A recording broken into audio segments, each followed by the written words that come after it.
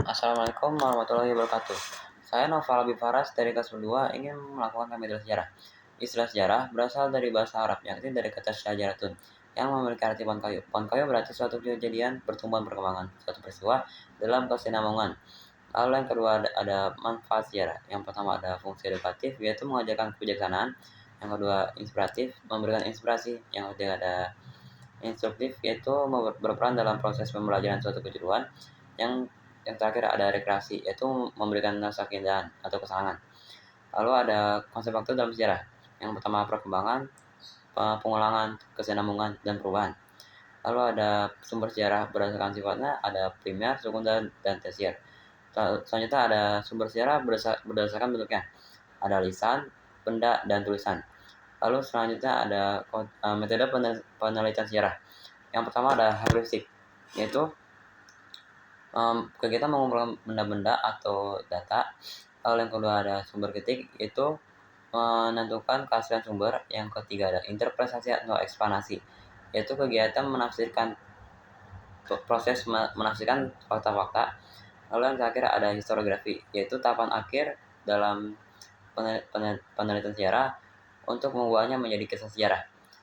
Lalu selanjutnya ada teori jagat raya. Teori jagat raya ada tiga. Yang pertama ada teori kabut bola, dicetuskan oleh Immanuel Kant dan disempurnakan oleh Pierre de Laplace. Lalu yang kedua ada teori Big Bang, dicetuskan oleh Abbé Georges Lemaitre. Lalu yang terakhir ada teori bintang kembar, dicetuskan oleh Raymond Arthur Lyttelton.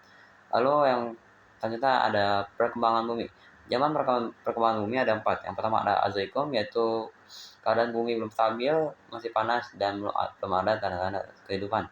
Lalu yang kedua ada zaman Paleotikum, yaitu zaman primer, bumi udah muncul mikroorganisme di laut. Dan lalu yang ketiga zaman Mesozoikum atau zaman sekunder, yaitu zaman munculnya reptil-reptil besar seperti dinosaurus. Dan yang terakhir ada zaman Neozoikum. Zaman Neozoikum ini ada zaman kuarter dan zaman tersier. Lalu selanjutnya ada manusia-manusia purba. Yang pertama ada Meganthropus paleojavanicus, memiliki ciri-ciri tulang pipi tebal, kening menonjol, tidak mempunyai dagu, memiliki geram yang besar, bentuk wajah yang diduga besar, dan memakan tumbuh-tumbuhan.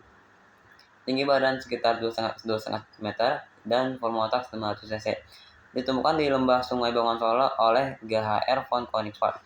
Lalu yang kedua ada Pithecanthropus erectus, memiliki ciri tinggi badan sekitar 165 sampai 180 cm. Yang kedua volume otak 750 sampai 1350 cc. Yang ketiga bentuk tubuh dan anggota badan tetap. Yang keempat tonjolan kening tebal. Yang kelima hidung tebal, dan ditemukan oleh Eugen Bosch di Ngawi, Jawa Timur. Lalu yang ketiga ada Homo florensis. Homo florensis memiliki ciri-ciri volume otak yang cukup besar dari 1013 sampai 1251 cc. Yang kedua tinggi badan berkisar 130 sampai 210 cm. Yang ketiga berat badan antara 30 sampai 150 kg. Yang keempat bagian belakang tengkorak telah membulat dan tinggi. Dan yang terakhir ada otot-otot pada bagian tengkuk mulai mengalami reduksi.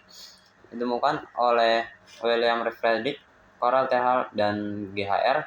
di Ngandong, Sangiran, Bengawan Solo. Lalu selanjutnya ada Homo wajakensis, memiliki ciri-ciri ukuran tengkoraknya sedang, agak lonjong, muka datar dan lebar, akar hidungnya lebar, dahinya sedikit miring, dan di atas mulutnya ada butir kening, dan volume otak 1620 cc. Lalu tinggi badan sekitar 173 cm. Ditemukan oleh Rich Hutton di Desa Wajak, Tulungagung. Lalu selanjutnya ada Homo mojokertensis, memiliki ciri berbadan tegap, tinggi badan 165 cm, alat pengunyah yang kuat, tulang kering yang tebal, menonjol, dan melebar. Lalu yang keempat ada volume otak antara 750 sampai 1300 cc. Yang kelima belum memiliki tulang dagu. Dan yang terakhir ada tulang yang menonjol di bagian belakang kepala. Ditemukan oleh Wodenrich dan G.H.R. von Koenigswarth di Mojokerto, Jawa Timur. Lalu ada Homo floresiensis, memiliki ciri-ciri tengkorak berukuran kecil, memanjang, bagian dahi tidak menonjol, volume otak 380 cc, dan ditemukan di Gua Lingua, kawasan NTT oleh Peter Brown, Mike J. Morwood, dan bersama perusahaan penelitian. Lalu yang terakhir ada Homo sapiens, memiliki ciri-ciri otak 1350